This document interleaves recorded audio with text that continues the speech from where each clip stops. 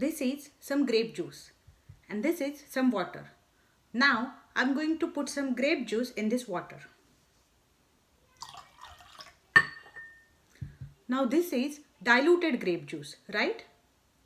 Same thing happened with Indian federalism. It is neither a pure federalism nor a pure unitary type of government, but a diluted form of federalism which is called as quasi-federalism. Hello everyone, welcome to my channel Law, Simple and Pure. Dr. Vaishali here.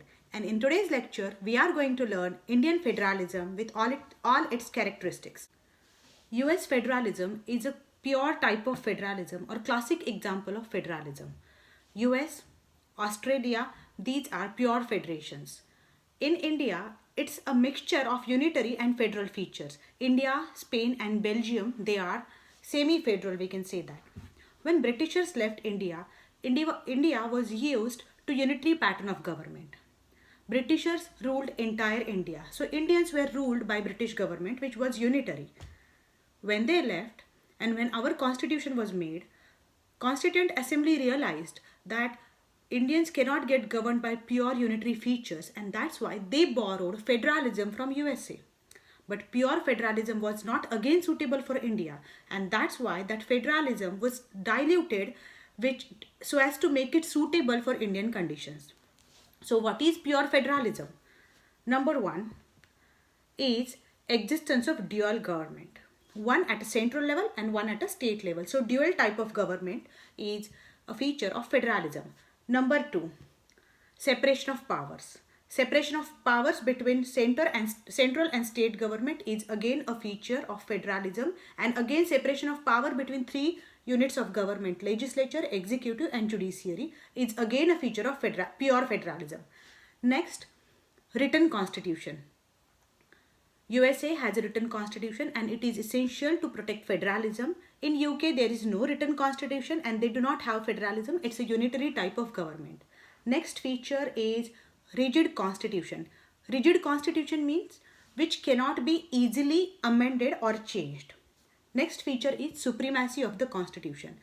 In federalism, constitution is the supreme law of land because constitution protects federalism.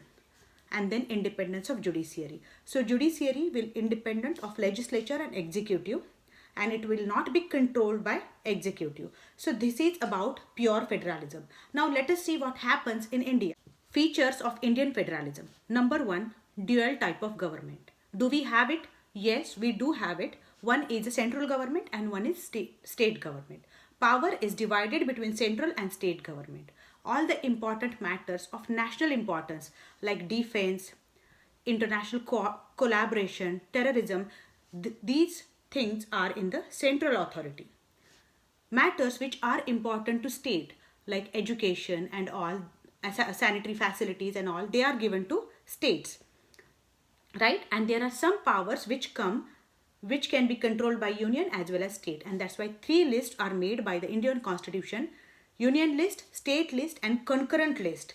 This is provided by the 7th schedule of Indian Constitution. In matters relating to union list, only union government can legislate.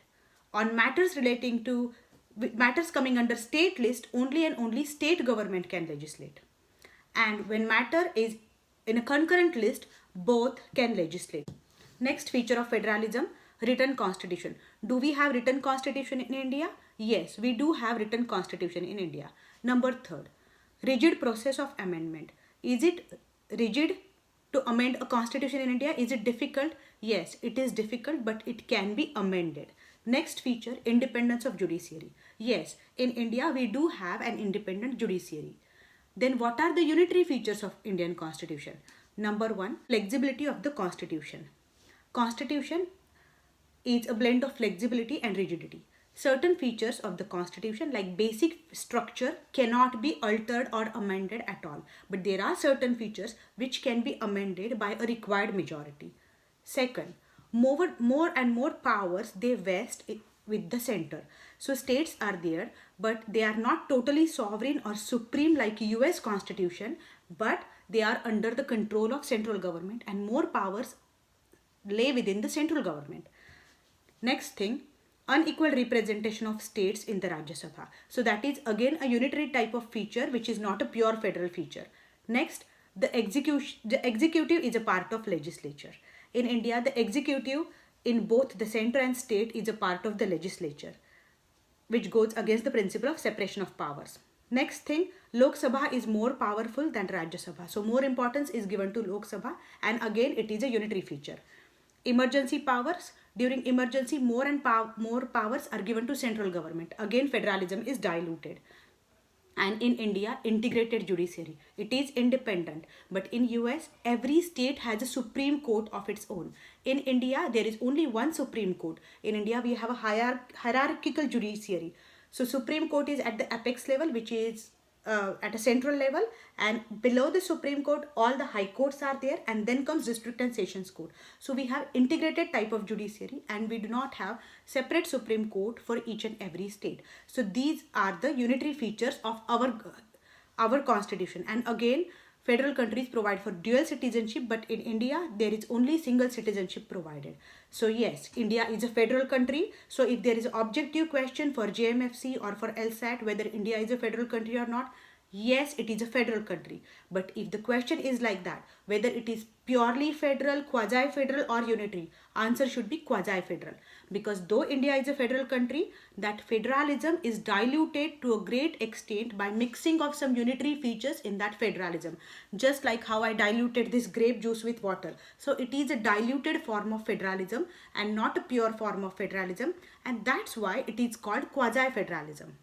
So that's it for the day. Please subscribe to my channel. I'm coming up with more and more videos on JMFC, CLAT and UPSC, MPSC and LLM teaching videos as well. So stay tuned and please like, subscribe and comment. Please press the bell icon below the channel. So that's it for the day. Stay safe, stay home and study well. See you in my next lecture. Goodbye and good luck.